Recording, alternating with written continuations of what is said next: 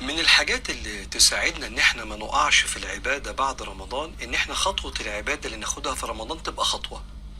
يعني كل واحد أدرى بحاله مع الله، بالذات في العبادات اللي زي الصلوات وزي قراءة القرآن والأذكار، بيسموها العبادات النسكية اللي فيها مناسك. فلما بيصليش خالص، خطوته اللي ياخدها في رمضان انه يبدأ يصلي صلواته الخمسة عشان تبقى دي نيته الانتظام بعد رمضان. واللي بيصلي صلواته الخمسة تبقى خطوته اللي يواظب عليها في رمضان محاولة الحضور جوه الصلاة والخشوع، او يختار فرض او فرضين او ثلاثة ويصلي السنة بتاعتهم ويواظب عليهم في رمضان عشان تبقى نيته بعد رمضان. واللي بيصلي الصلوات بالسنن تبقى خطوته ان هو يصلي الصلوات بالسنن مع حظه من قيام الليل ولو ركعتين عشان يقدر يواظب على ده بعد رمضان، ما تبقاش الوقعة كبيرة. نفس الكلام في مقدار القرآن اللي بتقرأه. اللي ما بيقرأش قرآن خالص مش يثبت عدد من الصفحات، يثبت وقت في رمضان. وليكن اللي ما بيفتحش المصحف خالص يثبت 10 دقايق كل يوم قراءة في رمضان أو ربع ساعة، بحيث انه يعرف يستقطع الربع ساعة دي بعد رمضان في يومه العادي. واللي بيقرأ كل يوم بره رمضان 10 دقايق يخليهم تلت ساعة في رمضان. ويا سلام وهو بيقرأ التلت ساعة دي يقرأ معاني الكلمات اللي حوالين الصفحة، بحيث انه يقرأ تلت ساعة مع تعلم معاني الكلمات، فيبقى قرأ بتدبر. وهكذا لغاية ما نوصل للعباد اللي بيقروا كل يوم جزء بره رمضان فبيختموا القرآن كل شهر في كل سنة، فيبقى ده حالنا في رمضان وبعد رمضان. فاللي يضمن ليك انك انت ما تقعش بعد رمضان ان الخطوة تكون مناسبة لحالك، تاخدش خطوات كبيرة بحيث انك انت تمل من العبادة، وفي نفس الوقت ما تتوقفش. خد خطوة، بس خطوة متناسبة مع مستواك في العبادة مع الله. والله أعلم. السلام عليكم ورحمة الله وبركاته. كل عام وانتم بخير حبايب قلبي. حبيت ابدأ معاكم مقطع كده يشجعكم بإذن الله على العبادات في رمضان. ربنا يا رب ينفعنا ببعض. المهم بقى النهارده هنعمل شويه تجهيزات كده حلوه باذن الله، انا ما بقدرش استغنى عنها صراحه طول السنه، مش بس عشان رمضان. من ضمنها طبعا البطاطس، والبطاطس اليومين دول حلوه جدا جدا. يعني احسن وقت في السنه تقريبا اللي تشتري فيه بطاطس للتحمير. البطاطس العاديه اللي هي بتاعه الطبخ يعني مش بنبذل مجهود فيها عشان نشتريها، موجوده في يعني عند اي حد. لكن بتاعه التحمير هي اللي بنتعب قوي عشان نجيبها في المواسم مش بتاعه التحمير. فالموسم ده هستغل فيه البطاطس، وبصراحه كده كل فتره ان شاء الله باذن الله في خلال الموسم ده هجهز شويه كميه حلوه كده، عشان انا ما قدرتش اجيب الكميه اللي انا متعوده عليها كل سنه في الوقت ده، لان يعني السنه دي الظروف متغيره شويه، ومسك طبعا ربنا يحميها معايا، فيعني واحده واحده برضو على نفسنا. المهم انا كنت جايبه 3 كيلو بطاطس اللي انا كنت شاريهم معاكم من كام فيديو كده تقريبا او اللي فات على طول. فكنت شايلاهم في العلبه بتاعتهم، ما استخدمتش منهم خالص. فقلت حلو قوي بقى هشيلهم زي ما هم كده للتحمير، بس طبعا هنشيلهم بطريقه صحيه، مش هنكلف زيت، مش هنكلف نفسنا قلي ووقفه وحاجات من دي كتير. هنعملها بطريقه مبسطه جدا باذن الله. باذن الله اي حد هيستفيد من الطريقه دي النهارده.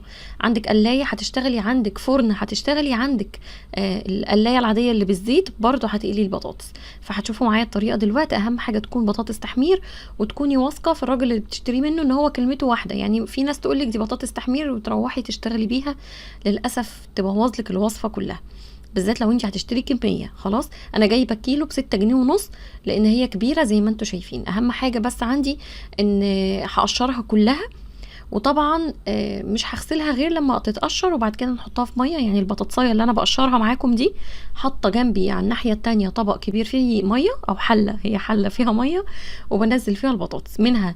اغمرها في الميه عشان تتغسل، وفي نفس الوقت عشان احمي الطبقه الخارجيه بتاعتها من ان هي تسود. واحنا بنشتغل كده مع بعض هقول لكم على كام حاجه بالله عليكم تاخدوا بالكم منها كويس، عشان انا بتسال في التعليقات اسئله اجابتها في الفيديو والله العظيم. فعشان المعلومه توصل كامله، يعني لو حد مهتم بالبطاطس ارجوكم اسمعوا الكلام للاخر، عشان انا ما اتحملش ذنب حد يجيب بطاطس لا قدر الله تفسد منه. اهم حاجه في البطاطس ايدك تبقى سريعه وانت شغاله على كل المراحل اللي جايه، عشان الناس اللي بتشتكي البطاطس بتسود مني باذن الله بفضل الله هتشوفوها معايا دلوقتي. انا تاني يوم قلت منها عشان برضو تبقوا معايا في الصوره. انا ما قلتش منها في نفس اليوم او بعدها بساعتين، لا انا قلت منها تاني يوم عشان اقول لكم اوريكم ان هي ما سودتش وطلعت معايا زي الفل. بعد ما خلصت تقشير البطاطس حطها في ميه زي ما اتفقنا. بمجرد ما البطاطسايه تتقشر في ايدك تترمى في ميه على طول، عشان تفضلي محافظه على الغلاف الخارجي بتاعها ما يغيرش لون. طيب بعد ما نقعناها وغسلناها وشطفناها عملنا فيها كل اللي انت قلتي عليه، هاخدها اقطعها. برضو ايدك تبقى سريعه، وانت بتقطعي جنبك طبق تاني فيه ميه، برضو بعد اللي بتقطعيه تاخديه زي ما هو كده على حله ميه او طبق فيه ميه تتغمر فيها البطاطس. اهم حاجه في تقطيع البطاطس بقى، لو انتوا هتمشوا معايا بنفس الخطوات اللي انا بعملها خلاص كده، لازم البطاطس تكون متقطعه تخين شويه، يعني ده بعد اذنكم عشان البطاطس تبقى ملحمه اولا، تبقى متماسكه، ما تبقاش سهله ان هي تتكسر معاكي في الفرن تتكسر معاكي في الفريزر او تتكسر منك وانتي شغاله. خلاص كده يبقى البطاطس مغسوله منقوعه في ميه. تاني حاجه تتقطع تخين شويه عن المعتاد. انا قطعتها بقطعه يعني كدلعه كده مش اكتر، لكن انتوا تقدروا تقطعوها بسكينه عاديه خالص، تعملي منها صوابع. البطاطسيه اللي حسيتها طويله قوي قسمتها نصين عشان الصوبع ما يبقاش طويل بزياده ويبقى عرضه للكسر بسهوله. في حاجات بصراحه بعد ما قطعتها لقيتها تخينه بزياده عن اللزوم، يعني السرعه بقى والحماسه واخدني، لكن انا بعد كده لما ركزت وانا بغسلها ونقعها في ميه كده واحده واحده، خدت كام واحده كده كانوا تخان بزياده، قطعتهم نصين وخلاص. طيب دلوقتي انا البطاطس دي هعملها ايه؟ انا مش هقليها خلاص، عشان الناس اللي منتظره ان انا هقليها نص قليه واشيلها، بالعكس انا مش هعمل كده.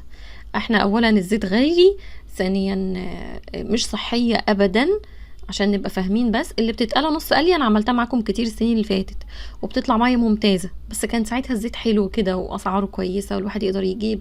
دلوقتي الحمد لله يعني الواحد مش هينكر نعمه ربنا، يقدر يجيب، بس يعني في حاجات اولى بقى، صح ولا لا؟ وصحتنا كمان اولى ان احنا نحافظ عليها دلوقتي. فالمهم يعني احنا هنعملها مع بعض مش مسلوقه، عشان الناس اللي هتسمي البطاطس دي مسلوقه، هي مش مسلوقه. هتشوفوا معايا دلوقتي الخطوات عشان ما نسبقش الاحداث. هخلص البطاطس كده والطبق اللي معايا فيه ميه اهو، لازم الميه تبقى مغطيه البطاطس. خلاص انا بقول لكم عشان انتوا تعملوا احسن مني. وانا شغاله كده في حله كبير على النار فيها ميه بتغلي، تمام؟ يعني بدايه ما بتقشري البطاطس وانتي واقفه حطي حله على النار تغلي على ما انتي تقشريها وتقطعيها. انا اشتغلت في 3 كيلو زي ما اتفقنا، تقدري تجيبي 5 تشتغلي فيهم مره واحده، وتقدري تجيبي 3 في 3 كده، وكل ما تلاقي نفسك فاضيه جيبي لك 3 كيلو اشتغلي فيهم وخلاص. اهم حاجه بقى الغسل بتاعها. انا غسلتها على فكره على الحوض اكتر من مره، ورميت الميه ورجعتها لحد ما لقيت الميه نظيفه ما فيهاش النشا والحاجات اللي انتوا عارفينها. ده حجم البطاطس اهو، بحاول اقرب لكم عشان تشوفوا حجمها تخين مش رفيع. الطريقه دي محتاجه بطاطس محمله، عشان بس انتي يعني ما تشتكيش من الطريقه انها باظت منك بسبب ان البطاطس كانت رفيعه. فبعد ما بتتنقع كده انا مستنيه الميه تغلي. على فكره الميه بقى زي ما هتشوفوا معايا كده ما فيهاش اضافات تقريبا، تمام؟ عشان برضو احنا لا عايزين نكلف ولا عايزين نستخدم حاجات صناعيه مثلا ولا مواد حافظه ولا الكلام ده خالص. الميه اهي بتغلي في حله كبيره، هحط فيها بس ملح فقط. في ناس بتحط سكر وخل وملح ليمون، حاجات ملهاش اي لازمه، خلي بالكم.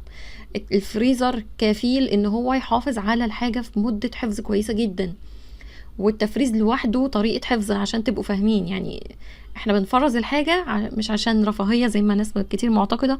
الفريزر بيوقف المأكولات او الاكل على الوقت اللي انت شلتي فيه اكلك بالظبط، يعني شلتيه على الحاله الفلانيه هيحافظ لك عليه بنفس الحاله بنفس الجوده لحد ما تطلعيه، زي التحنيط كده هو بيحنط الحاجه بنفس وضعها. خلاص المهم يعني الميه بتغلي. لما بنحط الحاجه في ميه مغليه ايه اللي بيحصل؟ الميه المغليه بتوقف غليان، صح ولا لا؟ بتاخد وقت شويه على ما ترجع تغلي تاني. ده اللي انا محتاجاه بقى. عارفين الخطوه دي؟ الميه لازم تكون بتغلي قدامك وبتطلع فقاقيع. اول ما بتحطي البطاطس الميه بتوقف غليان، انا هستنى الميه تقوم تغلي تاني. بس هو ده اللي انا عملته. لا سلقتها عشان بس احنا مش هنسميها اتسلقت ولا اي حاجه، هي يا دوب نزلت في ميه مغليه. مجرد ما الميه قامت معايا في الغليان تاني طفيت النار فورا وصفيت البطاطس من ميتها. عشان بس مش هقول لكم نص سلقه، عشان في ناس تقول لي نص سلقه دي وقتها قد ايه؟ هي ملهاش وقت. ميتك وقفت من غليانها قامت غلت تاني، هو ده الوقت. خدت دقيقتين خدت دقيقه، هو ده الوقت. خلاص انا كل شويه برفع الغطا عليها، انا واقفه لها، محدش يمشي ويسيبها. اهم حاجه الميه تكون محطوطه على نار عاليه. ليه النار العاليه؟ عشان ما تطولش معاكي على النار وتفضل قاعده في الميه السخنه والنار هاديه تحتها فتاخد وقت على ما تغلي تاني. احنا عايزينها مجرد يعني تشم الميه السخنه وهي بتغلي بس. انا هنا كنت بوريكم ان انا هحط لها كاري عشان تزود اللون، هي لونها ابيض. انا ما حبيتش احط الكاري في الاول. ليه؟ هيديها لون، انتوا مش هتشوفوا درجه السوا. انا بوريكم البطاطسيه من قرب بدات يبقى لونها شفاف. عارفين البطاطس لما بتدخل في السلق او بتبدا تستوي وانت بتحمريها بتلاقيها اتغير لونها من الابيض الى اللون الشفاف شويه، وفاهمين ازاي؟ مش عارفه اوصف لكم، بس هو اللون الشفاف ده دي اقصى درجه. والبطاطسيه ماسكه نفسها لما مسكتها بالحامل اللي في ايديا ده، ماسكه نفسها محتفظه بقوامها زي ما هي. الكاري ليه بقى انا بحطه؟ عشان يديها لون مصفر سن صغيره. الكركم خلي بالكم هو بيدي لون حلو جدا بس بيدي طعم. انا ما بحبش طعم الكركم عشان نبقى متفقين، بس لو حد بيحبه مفيش مشكله، بس انا حطيت كاري عشان اتجنب طعم الكركم لوحده. انا حطيت الكركم اخر مرحله عشان تشوفوا البطاطس زي ما اتفقنا، لكن انتي ممكن تحطي الكركم او الكاري في بدايه السلق خلاص، عشان بس تتاكدي ان البطاطسيه شربت اللون اثناء السلق. انا فتحت عليها الميه السخنه رميت الميه السخنه قصدي، وفتحت عليها الميه الساقعه. انا ده المفروض صراحه نكون محضرين ميه تلج زي ايه؟ ممكن تجيبي كيس التلاجة بتاع اللبن تمليه ميه وتجمديه في الفريزر وتحطيه في ميه جنبك، حله كبيره مليانه ميه هيتلج لك الميه. ساعتها نشيلي البطاطس بمنتهى الهدوء كده بالراحه من الميه السخنه، نزليها في الميه المتلجه دي. حتى تجنبي بقى الخطوه اللي انا بعملها دي، بس انا عشان ما عملتش الموضوع ده بصراحه من قبلها، فجاء في بالي ان انا اشيل الميه السخنه واحط ميه ساقعه اول باول كده، وافضل اغير الميه لحد ما امسك البطاطسيه احسها ايه بقت واخده درجه حراره الميه الساقعه. المهم يعني بصوا هقول لكم على حاجه، لو خايفين من الخطوه دي اهم حاجه تحطوها في ميه متلجه، كيس بلاستيك فيه ميه متلجه عامله تلج، وانقعي البطاطس فيها تجنبا للمرحله اللي انا بعملها دي، لان هي ايه بتحرك البطاطس كتير. عشان بس لو انتوا خايفين او يعني اول مره تجربوا او غير متمرسين، ممكن الموضوع ده يخليكم تمسكوا البطاطس كتير فتخافوا انها تتهرى منكم. بس اهم حاجه انا صفيتها من الميه دي كويس، جبت منشفه مطبخ نظيفه حطيت عليها البطاطس. شايفين انا بمسكها بايديا بمنتهى السهوله خالص، باخد كبشه في ايديا كده افرطها عن بعضها فوق المنشفه. عايزه البطاطس تنشف معايا تماما. الموضوع ده برضو زي ما قلت لكم من الاول محتاج سرعه واحنا شغالين. هي خلي بالكم برضو نصيحة هقولها لكم عليها، او يعني معلومة قصدي، بمجرد نزول المية او البطاطس في المية السخنة اللي احنا نزلناها فيها هي خلاص مش هتسود منك في الخطوة دي نهائي. بس تحسبا برضو لازم تبقى ايدك سريعة. البطاطس بردت، اهم حاجة بس ان احنا ننشفها. فعايزه اقول لكم برضو على حاجة، لو انت عملتي كل الخطوات دي والبطاطس اسودت منك يبقى البطاطس مش بتاعه تحمير. خلي بالكم برضو من النقطة دي مهمة جدا، ساعتها البطاطس مش هتكون بتاعه تحمير، ويعني ما تجيبيش بكمية غير لما تجربي. هحطهم بقى كلهم على المنشفة. هحضر جنبي كمان فوط مطبخ بقى وحاجات من دي، فوطة مطبخ نضيفة عادية بتتغسل بعدها ما بيجراش حاجة. لو حابة تحطي على منشفة مطبخ اللي هي المناديل ماشي، بس هي هتكلفك يعني، واحنا اصلا عايزين نقتصد مش عايزين نكلف. فانا هنشفها بفوط وحته صغيره خالص هحط لها منديل، لان ما كنتش عايزه اوسخ فوط اكتر من كده. بس دي الكميه كلها بتاعت ال3 كيلو متقطعه تخين زي ما انتم شايفين لونها كمان بقى حلو قوي من بعد الكاري. لو انا كنت سايباها بيضه زي ما هي كانت هتبقى لونها ابيض ملهاش شكل. والتصوير بصراحه لازم ابرز لكم الحاجه بلونها او بلون مميز يعني، غير كده من غير تصوير كنت هعملها من غير كركم او من غير كاري. خلصت الكميه بتاعتي سبتها تبرد بقى مع نفسها نص ساعه ورجعت لها تاني. هبدا بقى اشيل من عليها الفوط والمناديل. جبت هنا علبه، يا علبه تلاجة يا طبق، يا اما اسمهم ايه دول، العلب اللي احنا بنخزن فيها الحاجه في الفريزر. ممكن تجيبيها بقى تعملي منها طبخات.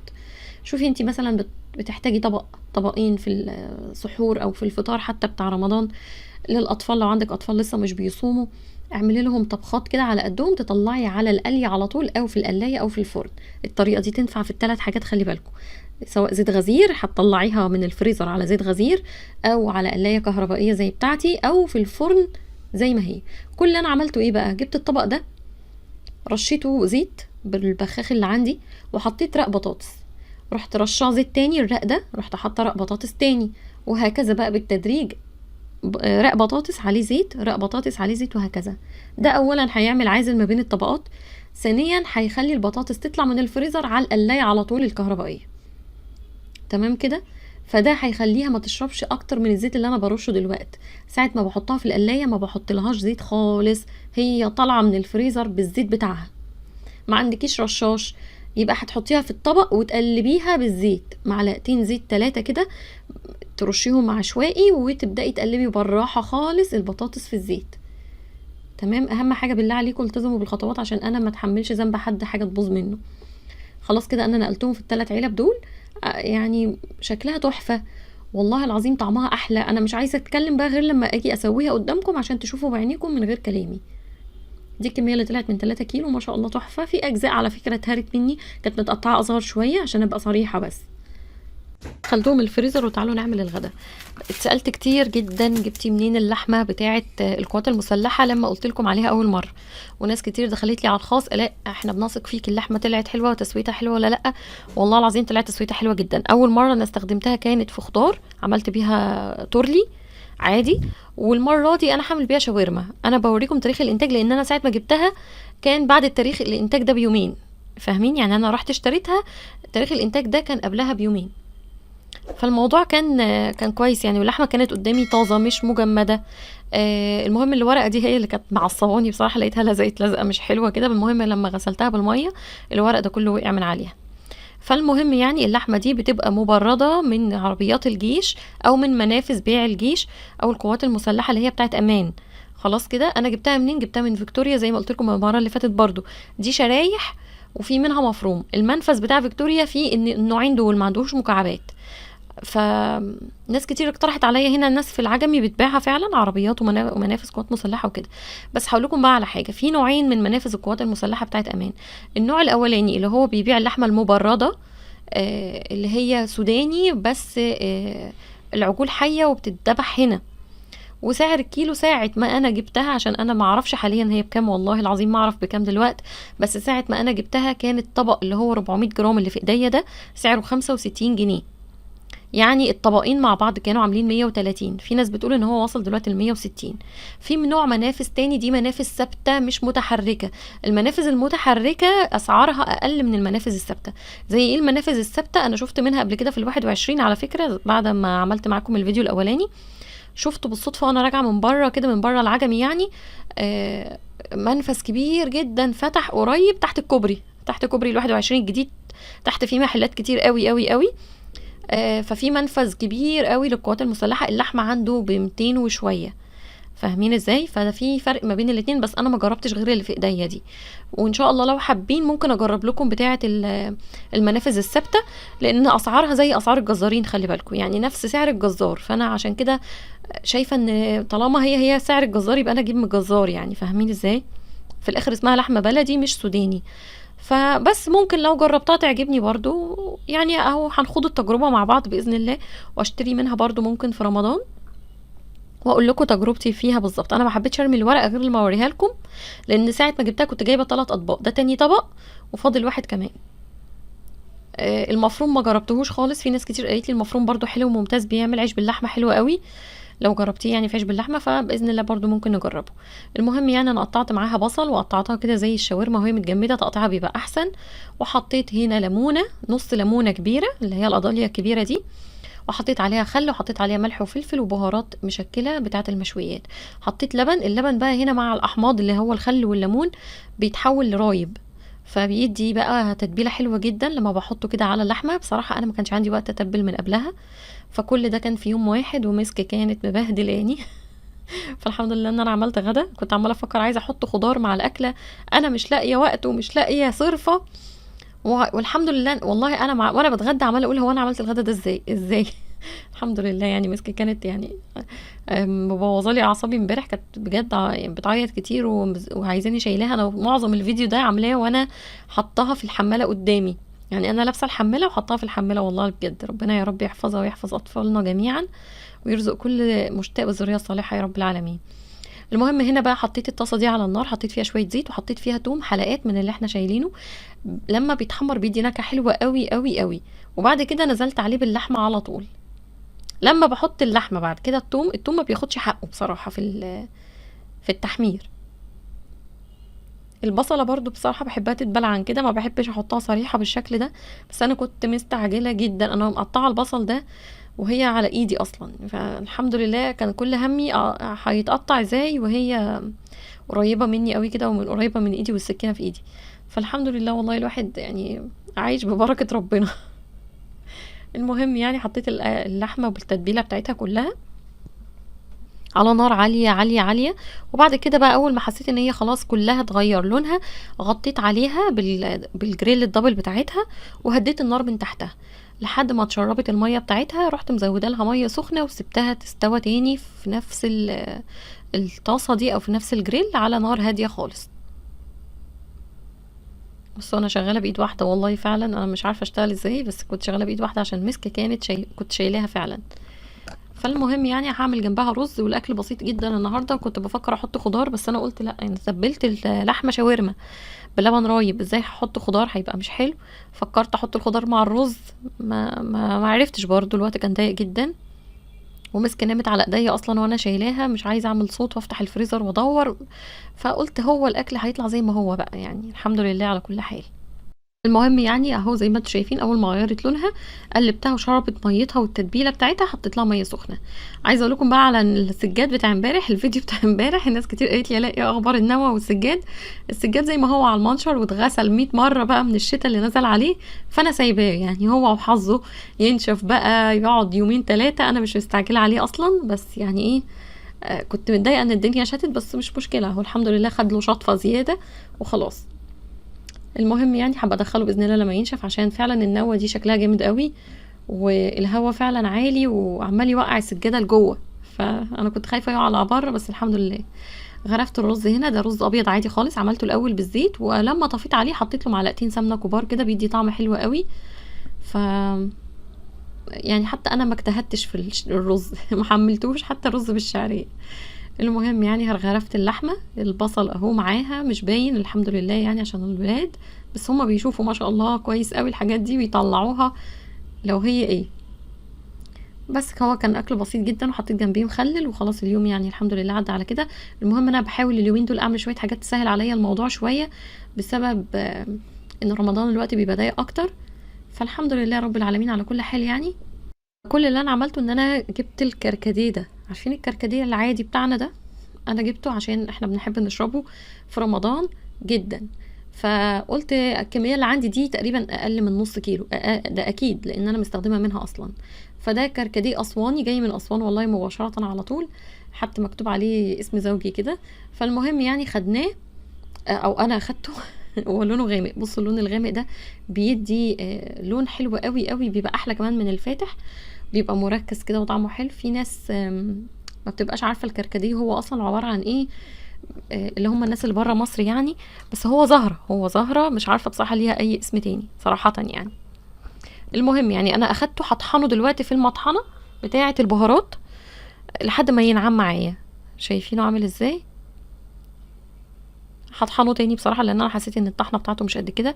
هعمله مشروب سريع. يعني ازاي؟ يعني ان لما بيتطحن بيبقى سهل قوي ان انت تعملي منه كوبايه كوبايتين دورق كبير، بس بيبقى سريع جدا جدا. انا بحب الكركديه منقوع مش المغلي. في ناس بتحبه مغلي، يعني احنا لما بنشربه مغلي بنشربه سخن كمشروب دافي كده وخلاص، لكن ما بغليهوش واسيبه يسقع.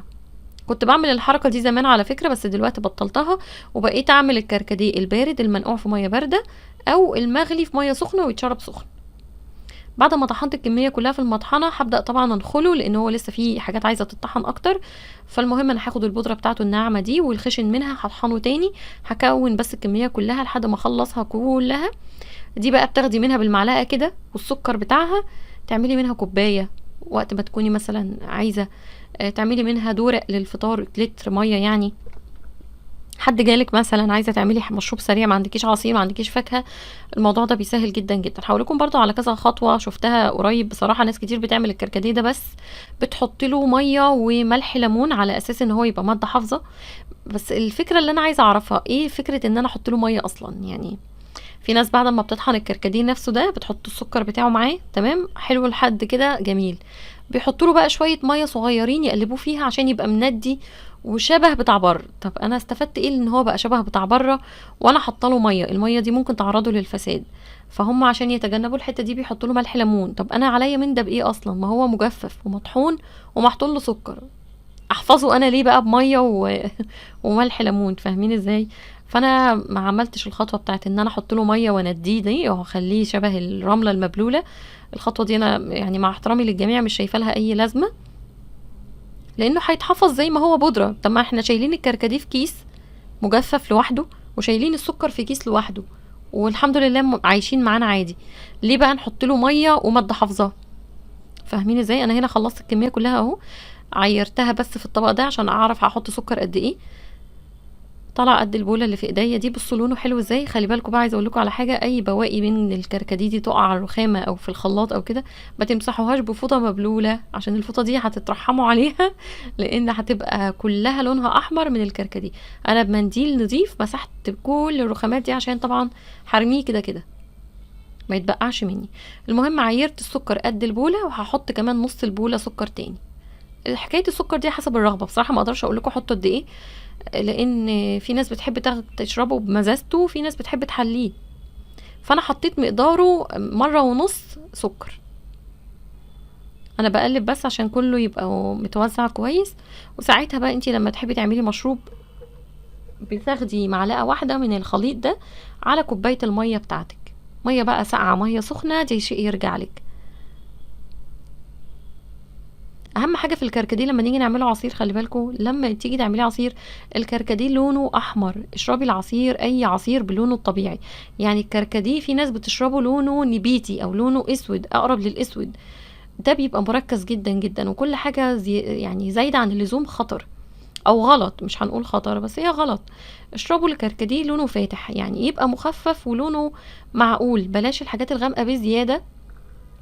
يعني احنا لو جبنا الكركديه اللي هو بيتباع باكيتات زي الشاي الفتلة في السوبر ماركت او في الصيدلية، هتلقوا الكمية اللي في الكيس او الفتلة محدودة جدا، يا دوب تاخد كوباية مية واحدة، ولما تصبوها على كوباية المية هتلاقوا كوباية الكركديه بقى لونها احمر، احمر فاتح مش الاحمر الغامق القاتم. فده الكمية المعقولة لكمية المية، عكس ما احنا بنعمله في البيت. ممكن نخلي الكركديه ده لونه نبيتي وبتنجاني، انتي مش شايفة بتشربي ايه غير لما تدوقي. فبلاش نعمل الحاجة غامقة قوي كده. بصوا انا هنا حطيت معلقتين عشان هعمل كوبايه ونص تقريبا. هي عملت معايا كوبايه كبيره جدا. الكوبايه اللي انا هصب فيها دي على فكره يعني شوب كبير قوي، معرفش المعيار بتاعها قد ايه، 300 مللي تقريبا، بس هي الشوب كبير قوي. المهم انا حطيت هنا ميه عشان اقلب وتدوب معايا، والسكر داب بسهوله خلي بالكم. وحطيت ميه تاني، بس انا بوريكم هنا ان في شوائب طبعا لازم يتصفى، ده ضروري يعني عشان يعني الحبيبات الصغنونه دي لازم تتصفى كويس قوي. اهي الكوبايه دي بصوا كبيره ازاي، فحطيتها بقى مصفى وهنبدا نصفي. انت طبعا لما تيجي هتعملي مثلا دورق كبير ولا حاجه على قد عدد افراد اسرتك، فهتصفي في حاجه اكبر من دي. اهو شايفين التفله قد ايه، لونه كمان حلو. هو ده لون الكركديه يا جماعه، محدش يعمل الكركديه اللي هو نبيتي واسود والحاجات الغامقه دي بصراحه بتبقى صعبه قوي. انا لما شربته كمان حسيت ان هو تقيل، فزودته ميه خلي بالكم. يعني وانا بشرب كده زودته في ميه يعني حطيت ميه تاني على الكوبايه لحد ما لونه فتح بالشكل ده. والسكر كان معقول جدا، طبعا هي اذواق بقى في الاول وفي الاخر. بس حبيت بقى اوريكم تاني يوم اللي هو النهارده اللي بسجل لكم فيه الصوت البطاطس فطرت بيها. بصوا بقى شكلها عادي على فكره بس اقصد يعني هي متجمده والزيت بتاعها فيها. فانا ما سخنتش القلايه ولا اي حاجه، القلايه الكهربائيه عادي خالص، اخدتها زي ما هي كده. هحط فيها البطاطس. ما عندكيش قلايه، هتاخدي البطاطس زي ما هي كده على صينيه فرن وتدخلي الفرن بقى. افتحي الشوايه بس من فوق وراقبيها، او من تحت وفوق، او من تحت بس، وافضلي قلبي. مش هتاخد منك وقت خالص، بس هتعملي بطاطس صحيه وحلوه جدا للولاد وكل حاجه احسن بصراحه من المقليه 100% من اولها لاخرها. حطيت البطاطس ما استنيتهاش تفك، انا متعمده اوريها لكم بالشكل ده عشان لو انا خني الكلام انتوا تبقوا واخدين بالكم ان البطاطس متجمده زي ما هي بلوك اهي زي ما نزلت من الطبق. عملت القلايه ظبطتها على درجه حراره البطاطس او برنامج البطاطس 200 درجه لمده 15 دقيقه. هو تقريبا ده الوقت اللي خدته معايا البطاطس، مش اكتر ولا اقل. هوريكم كمان واسمعكم صوتها. بصوا بقى لما استنيت عليها شويه هيبقى سهل خالص ان هي تفك من بعضها اهي، ما فيهاش حاجه خالص، ولا متعجنه ولا متبهدله ولا اي حاجه، زي ما انا حطيتها هي بس فكت من بعضها. والزيت اللي احنا حاطينه في الطبقات اللي ما بين البطاطس مخلي كل بطاطسايه يعني متماسكه لوحدها، مش لازقه في اللي جنبها ولا اللي فوقيها. كملت البرنامج اهو، فاضله دقيقه او هيقف، وهوريكم البطاطس لونها حلو وطعمها حلو واخدك طبقة كريسبي من بره وطرية من جوه. والله فعلا بطاطس تحفة. يعني في ناس دايما تسأل هل البطاطس اللي في القلاية الهوائية نفس البطاطس اللي بنحمرها في الزيت؟ لا، مش هي، ومش نفس الطعم. ومش عايزة اي حد عنده قلاية ينتظر طعم الحاجات المقلية هو يطلع من القلاية الهوائية، لان الاتنين مختلفين والله خالص. يمكن الزيت الناس اتعودت عليه فبالنسبة لها بقى طعمه احلى، لكن الحاجات المقلية في القلاية والله طعمها حلو. اهو سامعين صوتها بقى وماسكة نفسها خالص ولونها فاتح. لا بجد عجبتني جدا جدا. وانا عملتها على فكرة السنة اللي فاتت برضو، عملت نص الكمية مسلوق ونص الكمية مقلي، بس الصحي اكتر بصراحة هو المسلوق. حطيتها في طبق بالشكل ده وخلاص، يعني حتى لو عملته كمية اكبر يعني مفيش مشكلة خالص خالص. يا رب اكون قدرت اوصل لكم كل المعلومات اللي عايزه اقولها لكم عن البطاطس، وجاوبت على اي سؤال. اتمنى ان هو لما يتسال لي تلاقوا اجابته في الفيديو. يا رب يعني اكون قلت لكم كل حاجه، وربنا يحسن ما بين ايديكم جميعا يا رب العالمين، وتعملوا احسن مني، وربنا يوسع علينا جميعا ويرزقنا كده يا رب دخلة رمضان على خير، ويبلغنا رمضان اعوام مديده يا رب العالمين، وبلدنا بخير والعالم كله بخير. يا رب يكون الفيديو النهارده عجبكم واستفدتوا منه لو شيء بسيط صغير خالص. اتمنى بقى تعملوا لايك للفيديو وسبسكرايب للقناه. مع الف سلامه حبايب قلبي.